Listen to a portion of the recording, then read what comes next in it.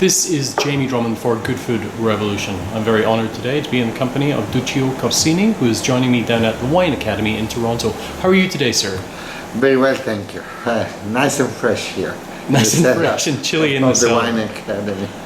Now, we've just been speaking about your family, a family with quite a history in Italy. Would you mind explaining a little bit about some of that history? Well, it starts in the 12th century with the Corsini that moved from the village of Poggiponsi in the middle of Chianti, and he escaped towards Florence. That was the commune, and there he developed skills in trading, and he became what we say a mercante fiorentino that changed the trading methods in Europe. And after trading textiles or anything they could trade, they started trading money and using new ways of financing and giving credit to the trade. A family that survived all these centuries up to me had important people in it. I like to remember Andrew Corsini, that was recognized saint in and lived in the 1300. He was the bishop of Fiesole during the pest, the Great Pest, that killed most of Europeans at the time. And then, of course, Lorenzo Corsini, that was appointed or recognized Pope in 1730. An old man, 78 years old, so it was for a short-term papacy. But he overlived that 10 years, and he modernized the state of the church by building new ports, hospitals, new water for the city of Rome.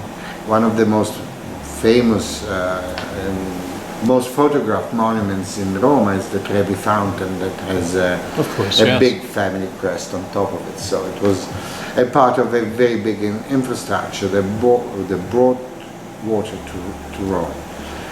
This is my family. So today I in a very humble way, try to respect the legacy and do my best in Villa de Corti, in Chianti Classico, where we make Chianti Classico wines. Okay, that make the difference from Chianti wines to Chianti Classico wines.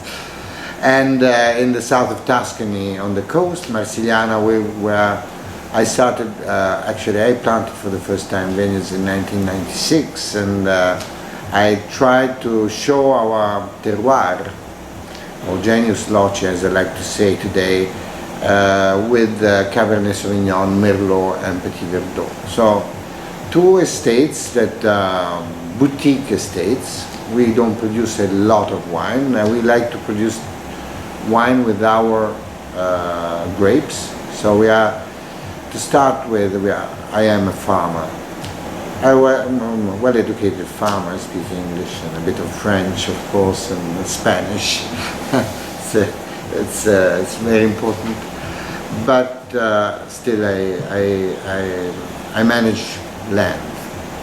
And the way I've learned to manage land is give a bit more than what you take. This translates today in organic farming, biodynamic farming, and sustainable products.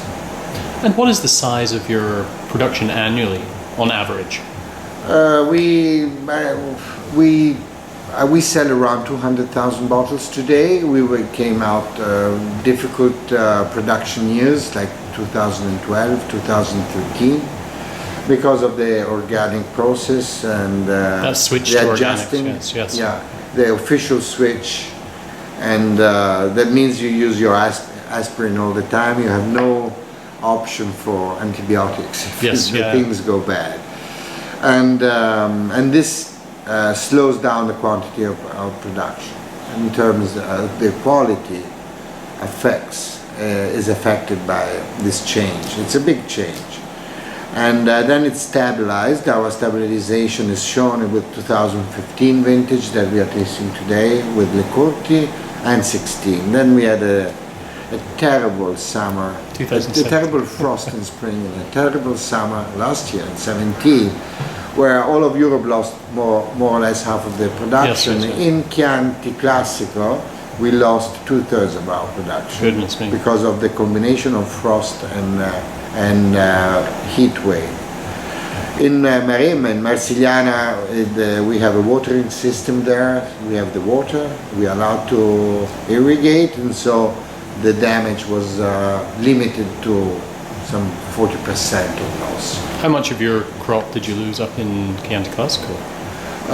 In terms of wine, we lost 70%. 70%, goodness Yeah. me. Wow. And Chianti Classico in the whole lost around near 40%. And mainly because of the frost of April 21st, I think. And not all areas were affected. Yes. The lower parts of the valleys, it's not a question of altitude, it's just there was no air movement. Yes, yeah, And of course. there was just those 1 or 2 degrees below the limit that cooked the vegetation that was already very advanced for the time. So it was like this instead of being like this. We know all about that in Yeah. Canada with Yeah. our grape growing here. Yes. Yeah. This wine we're tasting here today, this is available at the LCBO right now. How would you describe this wine in this particular vintage? 2015 has been a very generous vintage, not only in quality but also in quantity. This will make this wine, this vintage of Chianti Classico, available to a larger number of consumers. And this is a reality. How do I describe the wine? It's difficult for me to describe it. It's a very good example of what Chianti Classico should be and could be. It's straightforward, typical of our San Casciano village, so not full body, not over extracted. It's just nice mineral with a fantastic fresh bouquet, a nice finish that ends with the sweetness, but still a very how would you say, profiled backbone. So the acidity is there, but it is not unpleasant. It's not. It is a wine that you drink. It's a drinkable wine if it is in a positive way, and it's wine for food. And it's exactly what we like to do. As a house, would you say your style was much more traditional leaning? Use the word tradition is very complicated. Oh, yes. It is, because what is tradition in Chianti Classico? Tradition for Chianti Classico is that is a blend wine, mainly made by Sangiovese, but it was also blended with white grapes before the 90s. And so, but it's still, that is a very good tradition, a blend wine. Even though we make fantastic 100% Sangiovese in Chianti Classico. Another, in the north part of Chianti Classico, here in San Casciano, is the drinkability is tradition. So the effort of landowners or wine producers, winemakers like I am, it's in their taste is to have elegant, fine wines that are easy to drink. In French now they use this term digest wines, and I think that we are making digest wines. Now, you were talking about the tradition for the village, and you were speaking earlier that you felt that tradition could be counted as part of the terroir. It's definitely part of the terroir. Man influence on terroir is the first big important part of terroir. I would say it's 60% of it. Then there is, of course, the land, how it's made. In our case, it's river stone. This area of San Casciano is quite unique for that. There's no other areas with the river stone in such a quantity. And the climate, of course, the normal climate, because the weather It's something we cannot control. So it's there. In normal times, it gives takes away. But in our case, it makes harvest, for example, 1 week ahead of the rest of Chianti Classico. So I think man influence the way we farm, the taste of the winemakers, the taste of the owners. It has a strong importance, and we, as we've been always producing, not looking for full body or extremely concentrated wines, we are happy with our land. We like what we produce. We have not changed it. We didn't try to change it in the 90s and to run after some sort of international taste. It was not for us. We were totally out of fashion. That was going to be my next question. How important are those international wine ratings to you? Ratings are important because it's a very easy way of selling. But overall, when you make wine, if you make a terroir wine, a genius lochy wine, you're not making a wine for a public.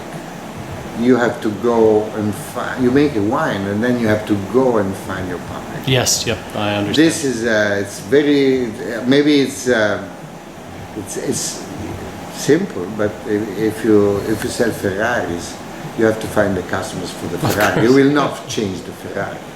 Ferrari has plenty of defects in the car making, and but it's like this. So you have to go and look for the customers for that. And the same is with our Corti, that's our regular Chianti Classico, as well as Corte Vecchia, that is the Riserva, or Don Tommaso, that is the Gran Selezione. If you chase the style, if you go after fashion, you will never have your identity.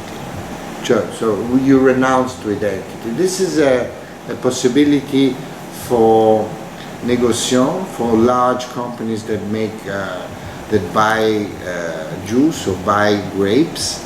It's not very common to buy grapes in Chianti, but so they look for an international taste. All the wine have to taste the same. They follow the marketing, rules you read in the book. If you're an estate producer or boutique winery, you cannot do that. If you do that, you're lost. I mean, you will lose sooner or later. You're done. Well, Ducio, on that note, thank you very much for joining us in Toronto today. I could speak to you all day, but and drink your wines all day for that matter. Thank you very much for your time. Happy very for the much wines. appreciated. Excellent. Thank you. Thank you very much. Bye for now.